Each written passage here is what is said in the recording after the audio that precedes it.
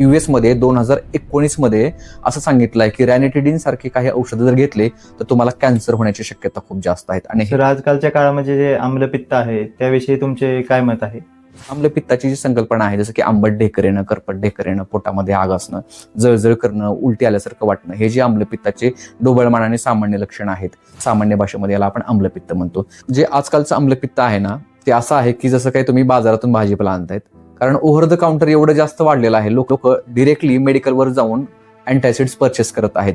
तुम्ही अँटॅसिड घेऊन सप्रेस करत असाल तर तुम्हाला भविष्यामध्ये आतड्याचे विकार होऊ शकतात, म्हणजेच आतड्यावर सूज येणे, त्यालाच आपण कोलायटिस म्हणजेच आतड्याचे इन्फेक्शन पण आपण त्याला म्हणतो. तर मला असं वाटतं की तुम्ही हे जे सप्रेसेंट वापरण्यापेक्षा आयुर्वेद का नको. तर आयुर्वेदामध्ये कामदुधा, भूनिंबादी काढा, सूतशेखर सारखे खूप जास्त प्रमाणामध्ये आयुर्वेदिक औषधं आहेत की जे दोषांना बॅलन्स करून आम्लपित्त कमी करतं. या प्रकारचे आम्लपित्ताचे औषध वापरून तुम्ही आम्लपित्त इझिली कमी करू शकतात विदाऊट एनी साईड इफेक्ट.